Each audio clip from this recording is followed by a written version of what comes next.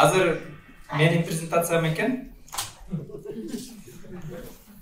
Менин Америкада жүргөнүмө 15 жыл болду.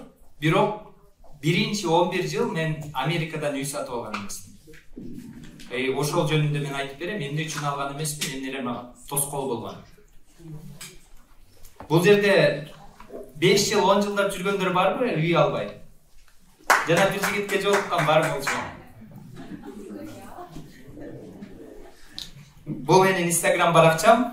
Бул жактан IT-ге байланыштуу, үй бүлөгө байланыштуу, анан өзүмдүн инвестицияларыма байланыштуу видеолорду жүктөп турам. Экинчи YouTube каналыбыз дагы бар. Толтура видеолорду тартып койдук, real estate-ге байланыштуу. Буюрса, жүктөп баштайбыз. Аты жөнүм Бакыт Абдишов, акыркы 10 жылдан бери DevOps инженер болуп иштеп келем. Бул менин биринчи жумушум. Кыргызстанда кичинекей айылда чоңойгом. Окууну бүткөндөн кийин көп мигрант, көп мекендештерибиз эле болуп, Орусияга барып 2 жыл иштеп, анан ошол жерде эң маанилүү чечим кабыл алгам жашоодогу. Мен Кыргызстанга кетем, барып окуйм деген. Бул жумуш мен үчүн эмес деп.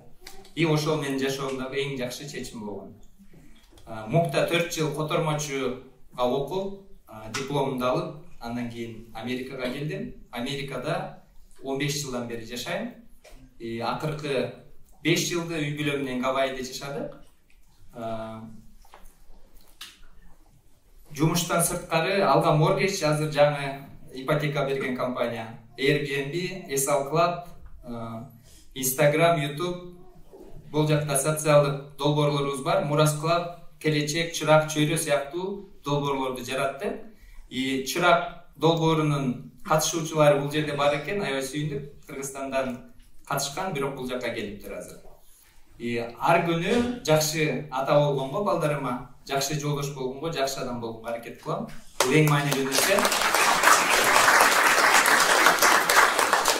Бир кызым, бир уулум бар, бир аялым бар. Бул менин үй бүлөм.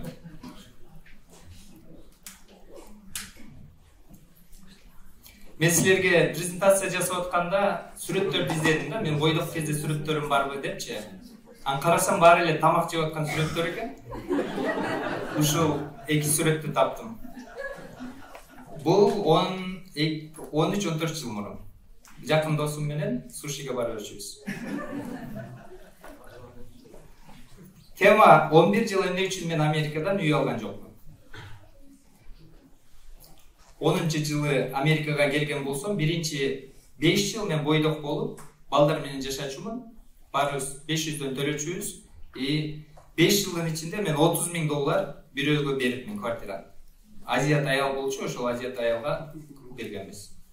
Анан 15-чи жылдан баштап 21-чи жылга чейин үй бүлөм менен Чикагодо жашап жүрдүк. $1,600 төлөп. 6 жылда биз $115,000 бериппиз. Барын кошкондо 11 жылдын ичинде $145,000 башка бирөөгө квартирага төлөдүк. Элестеткиле, $145,000 кешке акчага сатып алсаң болмок үйдү. Квартиралар жашаганда бул жеңил эмес, билесиңер. Квартиранын өзүнүн көйгөйлөрү болот, өзүңдүн үйүң болбосо көчүш керек, ар көчкөндө security депозит бересиң, ошондой чыгымдары болот да. Чоң мебелдерди сатыш керек, кайра башынан алыш керек, ошондой 11 жылда көйгөйлөрү болгон. Акыры биз өзүбүздүн биринчи үйүбүздү 21-чи жылы 11 жылдан кийин сатып алдык.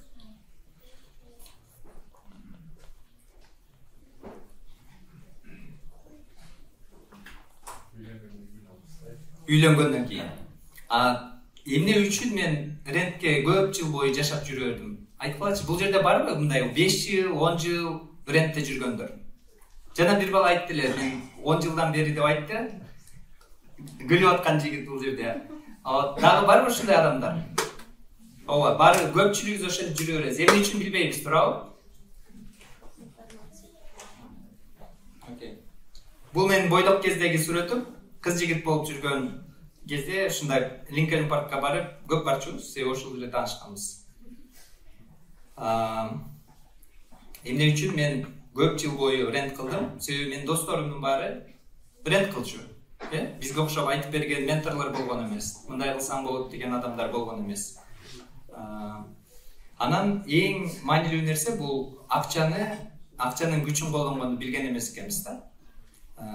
Leverage деген сөздү билесиңер да. Ошол мисалы азыр $50,000 болсо Кыргызстандан $50,000ге бир квартира аласың. Ал эми Америкада $50,000 сен $500-600,000 квартираны алып, ошону рентке берип башкарсаң болот, акчанын күчүн көбөйтүп колдонсо болот. Ошону билген эмесмин. 2013 жылы бизге Лейк Мичигандын жаны жакчу, себеби биз Норсайдда, Чикагодо жашадык 10 жыл. Анан Эванстонго барып, көлдүн жээгинен бир үй көргөнбүз. Биз үйлөнсөк, ошол жерде жашайбыз деп издегенбиз да, сатып алганы. Ал үй 128,000 болчу. Бизде 128,000 кеш бар болчу да. Көрүп келип, жаттырып, бирок алган эмеспиз. Дагы эле жанагы суроо, эмне үчүн алган эмеспиз? Аны өзүбүз деле билбейбиз. Бирок ошол үй алганда бул чоң мындай покупка болуп атпайбы жашоодогу. Ойлоносуң, бул жактан сурайсың, эч ким билбейт ал жөнүндө. Анан акырында келип эле Кыргызстандан сөзсүз сатып алышым керек деген инстинкт жеңип кетет да. Жок, ошо Кыргызстандан эмне болсо да барам, ошол жактан алып берели депчи. Бул жакта деле көп менин квартиранттарым Чикагодо бар эле биринчи үйлөрүн Кыргызстандан алышып атат. Келип иштеп биринчи үйүн Кыргызстандан алып атат. Биз дагы ошондой болгонбуз. Кыргызстандан мен студент кезимден бери каалап жүргөн Dream House деп коебуз, ошол үйдү салганбыз Кыргызстанда. Бул Военный Антоновка деген жерде мен өзүм жашаган эмесмин, 10 жыл мурун салынган. 2014төн баштап бош турат. Бул жакшы пример. Азыр ошол жактан чоң үй салам деген же Тимур айткан пример, чоң үйдү салып коюп, өзүңөр Америкада квартиралап жүргөндөргө аябай сонун пример. Мен ошодон өттүм, өзүм бир да жашаган жокмун. Бул чоң үй, расход чоң. Апам келип ал жерде жайында жашайт, анан кышында кайра квартирага кетип калат. Балким барсаңар билесиңер, мен кайсыл жерде экенин дагы картадан жакшы билбейм. Вот, ушундай. Ошол эле учурда мен Америкада квартирада жүрчүмүн. Элестеткиле. Андан кийин жаңы каплавандан салынган үйлөрдү ар кандай компаниялардан алдык. Бул балким билесиңер, Green City мондай проекттер түшкөн. Булардын баары мага азыр акча алып келбейт, себеби булар КСОго берилген, бирок биздики бош турат. Эмнеге бош турат билесиңер да? Эгерде туугандар менен бизнес кылсаң, досторго берсең, бул жерде сөзсүз проблема болот. Сөзсүз Америкада жүргөн адам күнөөлүү, себеби ал көп калды, акчасы көп калды. Ошол үчүн жөн турса бир аз проблема азыраак да. Биз ошол жолду тандап, бул жерди жөн эле бош калтырып койдук. Бул акчаларыбыз жөн эле тоңуп турат десек болот да. Биздин ретритке келгендерге мен детально айтып бергем, канчага алганбыз, азыр баасы канча. Ошого келерки ретриттерге катышсаңар, балким көбүрөөк маалымат берет. 20-жылы бир нерсе өзгөрдү. Эмне өзгөрдү деп ойлойсуңар? Ковид болду, ооба. Ковид болгон учурда биз үй бүлө менен Гавайиде кыштап келели деп чечтик.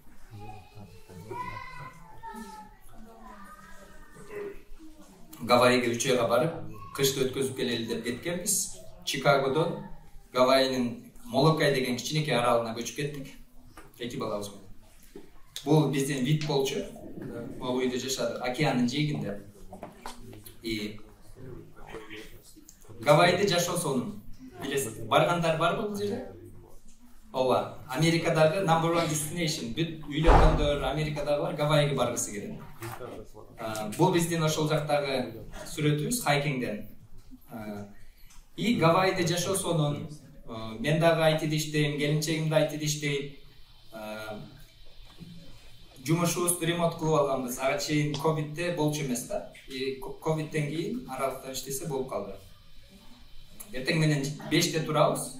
1-ге чейин иштейбиз Чикагонун сааты менен. Анан 1-ден кийин биз пляжга барабыз, сууга түшөбүз, хайкинг кылабыз, эс алабыз да. Расписание аябай сонун болчу. Кечинде биз ошол бассейндин жанында жакузи бар, ысык суу, ошого түшүп, сүйлөшүп эс аласың да. Мындайча айтканда күндө Майамиге барып эс алгандай болсун.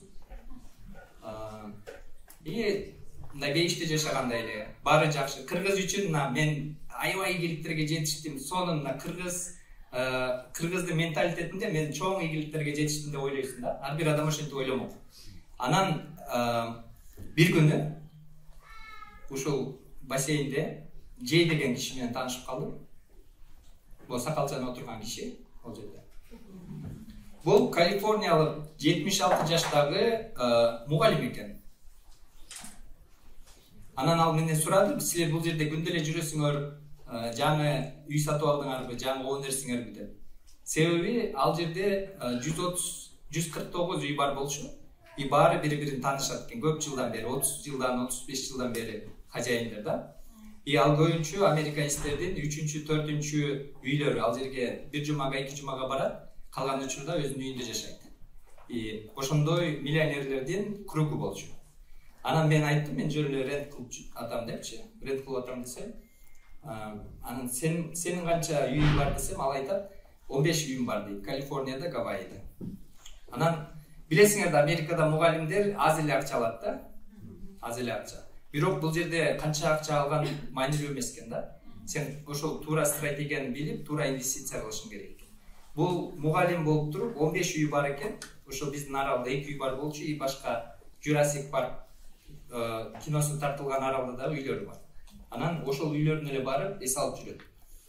И мен аябай суроолорду көп сурадым. Башка убакта американецтер менен таанышканда жөн кандайсың, мындай балдары жөнүндө сүйлөшөбүрчү. Уже бул жерден башталды только real estate questions. Бул мен серфер инвестор деп коем. Мага ментор катары көп жардам берди. 76 жашта силердин чоң атаңар ушундай серфинг кылабы? Элестеткиле, 76 жаштагы киши ошо биздин алдыбызда пляждан ушундай серфинг кылат. Биз чогуу серфинг кылабыз.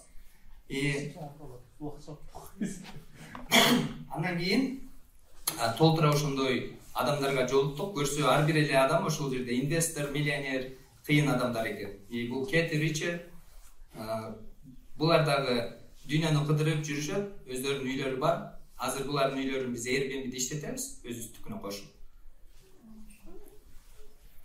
Ошол жерден уже жаңы багыт башталды. Уже баягы жигит жок, башка.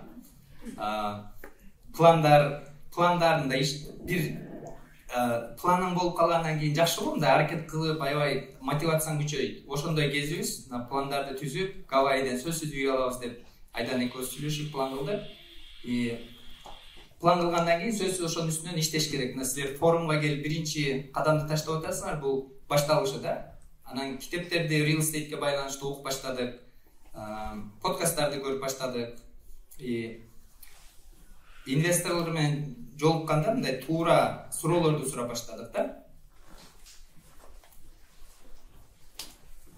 И булардын баары өздөрү миллионер болгондор, баягы ата-энесинин байлыгын алгандар эмес да. Жөнөкөй эле мугалим болуп жүрүп, жөнөкөй эле профессияларды иштеп, бирок туура инвестиция кылышкандар. FIRE деген сөздү билесиңерби? Бул финансылык эркиндикке жеткен адамдар. Ошол айланабыздагы элдер көрсө, оунерлер баары эле финансылык эркиндикке жетип, өзүнүн каалаган, жаккан нерсесин жасап жүргөндөр экен да. Ошолордун баарынын бир окшош жери бар экен.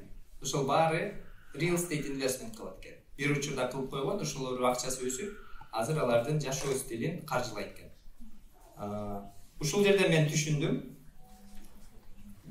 Финансылык эркиндикке жетиш үчүн бул бир риски азыраак жолу real estate investment экен. Себеби башка дагы жолдору бар, бирок бул сейф экен көпчүлүк учурда. Кризис болуп кетсе дагы үйүңдү рентке бере берсең, кризистен чыгып кетесиң да.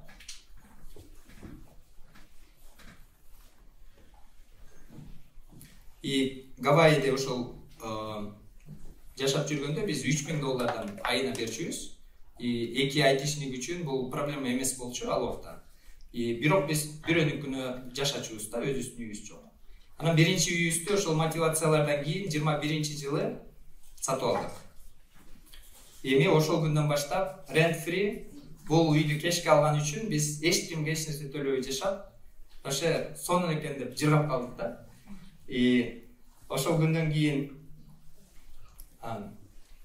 эсептеп көрсөк 11 жыл болуптур. 11 жылдан кийин алыппыз биринчи үйүбүздү Америкадан.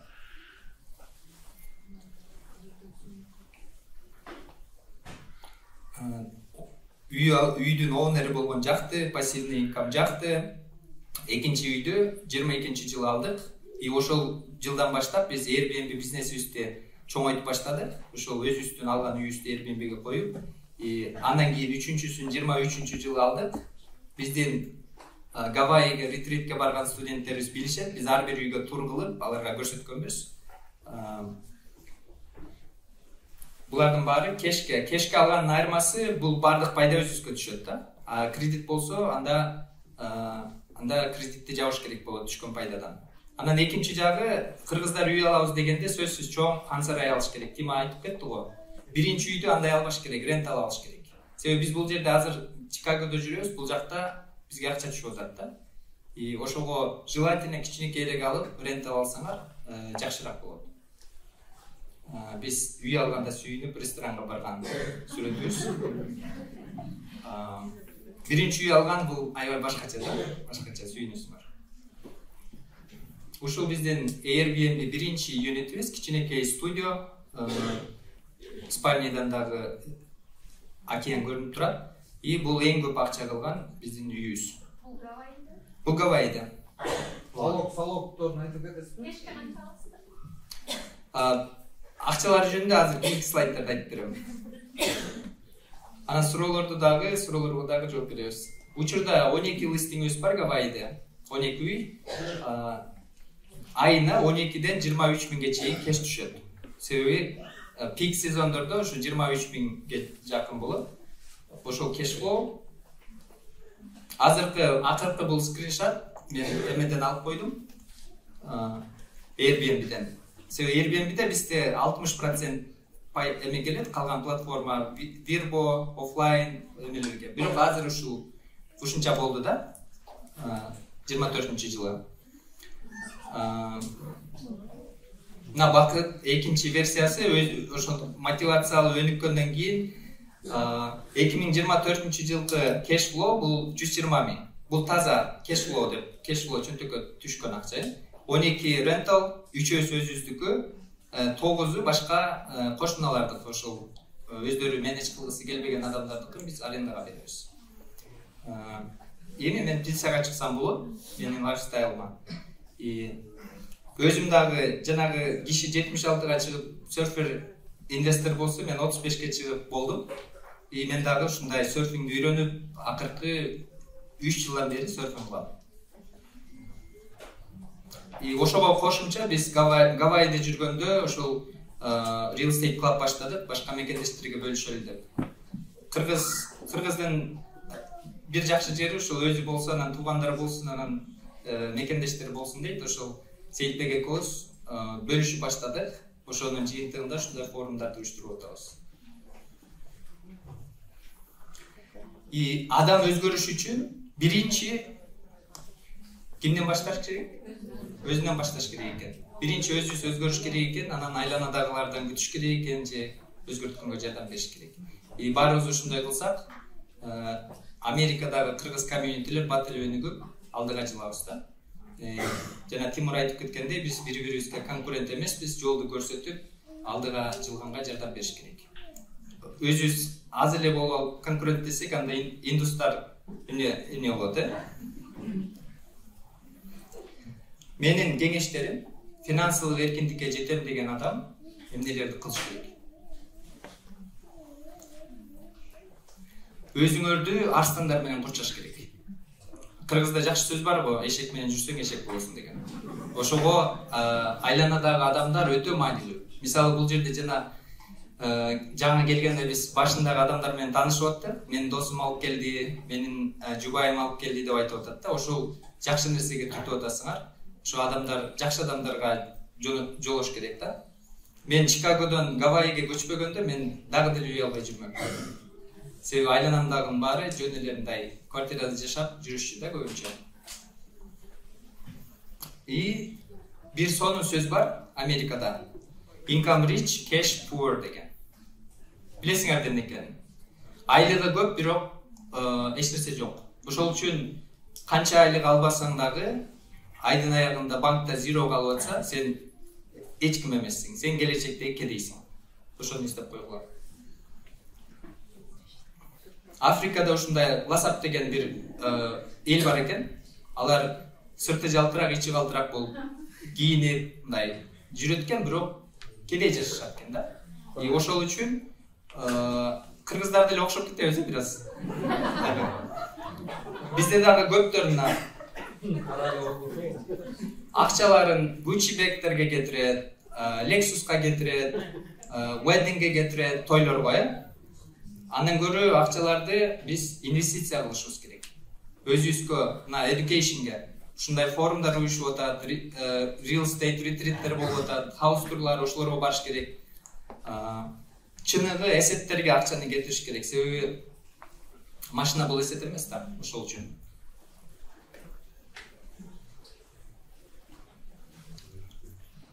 Бул слайдты мурункуда көрсөтсөм, элдерге жаккан, ошол үчүн коштум. Кыргыз дрим эмне деп ойлойсуңар? Кыргыздардын каалаган нерсеси. Мисалы, мектепте, университетте эмне болсо деп каалайсыңар? Үй, машина болсо, кыргыздар ойлойбуз да. Ошол үчөөсү болсо, үй, машина болсо, үй бүлөң болсо, болду, ушу потолок да, болду. Дальше эч нерсе көрүнбөйт. Ошондой ойлойбуз. Ошол Lexus деп эле жүрө беребиз. Анан үй, бул үйдө дагы кыргыздардын бир өзгөчөлүгү бар. Чоң үйдү салып туруп, өзүбүз мондай времянкага жашайбыз. Бул дагы ысырап, бул дагы акчаны туура эмес колдонгонго керет. Мен айтып өткөндөй, мен үйүм $200,000 үй жөнүнө турат 10 жылдан бери. Анан той, жанагы индустардыкындай баары дүйнө жүзү көрсүн деп аракет кылабыз кыргыздар. Бирок жөн эле досторго фокус кылганды унутуп калабыз, Анан сөзсүз пакет. Тойдон кийин ысырап кылабыз. Ошол мен айтып аткан бул кыргыздын мечтасы, көп нерсеси ысырапка алып келет. Анан ушундай тойлор Кыргызстанда жүздөп, миңдеп өтөт. Анын спонсорлору ким? Мигранттар, силердин акчаңар, Орусияда жүргөндөрдүн акчасы. Ошол үчүн акчаны өзүбүз башкарыш керек, биринчи өзүбүз бутка туруш керек, андан кийин бардык ата-энеге, досторго, туугандарга жардам бериш бул проблема болбойт. Но башында биринчи иштеген акчаңар бул силердин эң мындай менет менен тапкан акча. Ысыраптан алыс болуш керек деп айтмакмын. Биринчи үйдү алгыла, мондай биздин студенттерибиз бул жерде Наргиза турат, ушундай multi-family үйлөрдү алышты. Бул жерден өзүңөр бекер жашасаңар болот, бирөөсүндө калганын арендага бересиңер. Же баарын арендага берсеңер болот. Ошол үчүн бул өтө маанилүү. Ушул жактан чыныгы кеш флоу калат силерге. Иштебесеңер дагы айында түшүп турат. Андан кийин муну алсаңар болот. Сенин лайфстайлыңарга, мисалы, бир айда расходуңар силердики 10,000 болсо, анда 4-5 үй алып туруп, ошол кеш флоудан түшкөн акчага жашасаңар болот. Эрте пенсияга чыгып. Бүттү. Суроо болсо.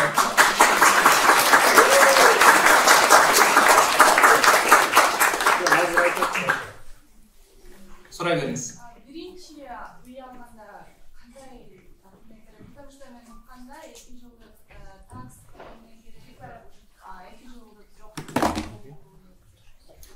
Ошол жөнүндө азыр Сейитбектин презентациясында детально айтып берет. Бул Алга Моргечтин сервистерине кирет. Биз Алга Моргечти ачкан себеп дагы ошол. Сейитбек детально айтып берет ал жөнүндө. Дагы презентация боюнча суроо.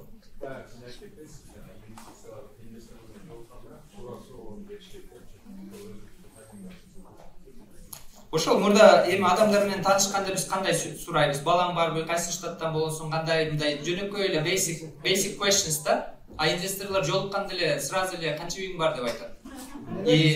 Бул Гавайидан алган турбайсыз, үйчү. Ошол жерден азыр сиз налог төлөйсүзбү ошол үйгө? Налог бардык жерде төлөнөт. Ошо канча болот дейм, ошо налогу? Налогу негизинен 1,5% деп эсептей бергиле, бирок Тимур айтып өткөндөй, каунтилерге жараша болот, ар жердики ар кандай да. Биз өзүбүз жашайбыз деп бирөөсү оформление болгон үчүн бирөөсүнүн астына алып төлөйбүз, а ренталдарга баарына кымбатыраак налог төлөйбүз. А если кредитке алып атсаңар, налогдун баары жанагы мансыз эсептеген эменин ичине кирет. Көптөр адаштырып берет, ошонун үстүнө кошумча төлөйбүз депчи.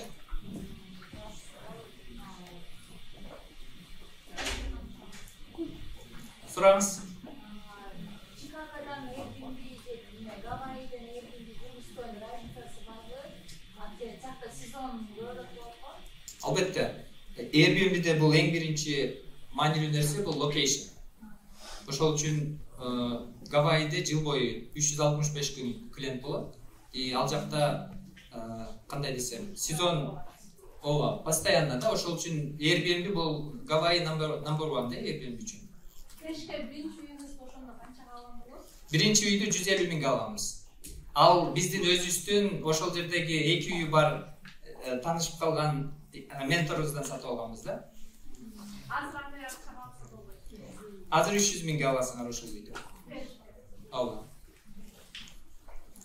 Кыйынын эки жагы бар ма? Минус жактарын сиз байкаган минус жактары.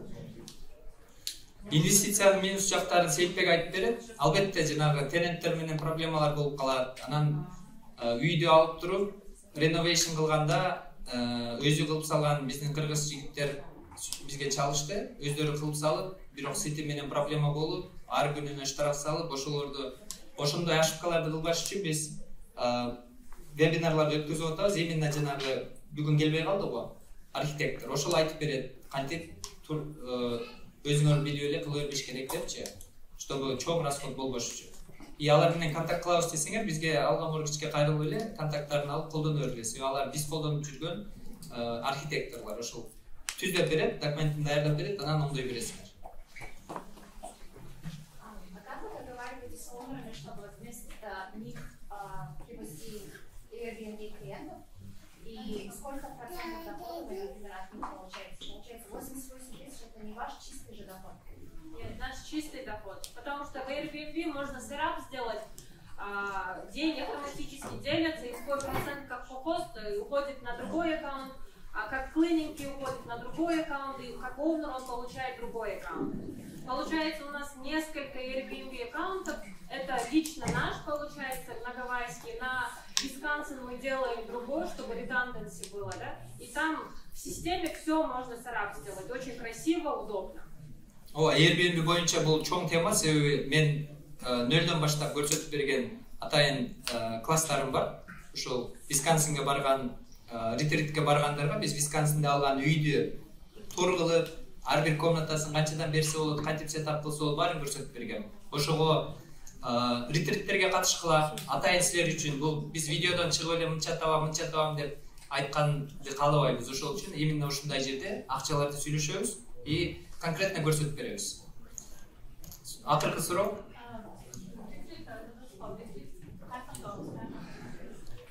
Ретриттер биз Instagram баракчаны бөлүштүм, ошол жактан бөлүшүп турабыз негизинен. Өзүбүз Висконсинге салган барганда ошол ретрит жарыялап атабыз. И Гавайиге барганда дагы ошол жактардан көрүп турсаңар болот. Ал 3 күндүк эле программа, 3 күндө силер Airbnb'ге кызыксаңар, Airbnb'ни сетап кылганды үйрөнүп, өзүңөр үй тапкандан кийин сразу сетап кылганга даяр болуп кетесиңер. Кийинки Гавайиге уюштуралы деп атабыз. Азыр форумду өткөзүп алгандан кийин буюрса жарыялайбыз.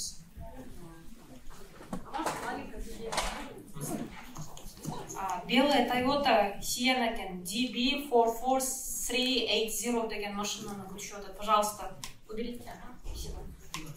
Ол атайын биз кыргыздар иштеп эле жүрө береткенбиз, эс алып турсун деп, эс алып клаб деген программа баштаганбыз. Бул жерде ошол real estate ретриттерди уюштурабыз. Мына Гүлзина бул жерде алдыңкы рядда отурат.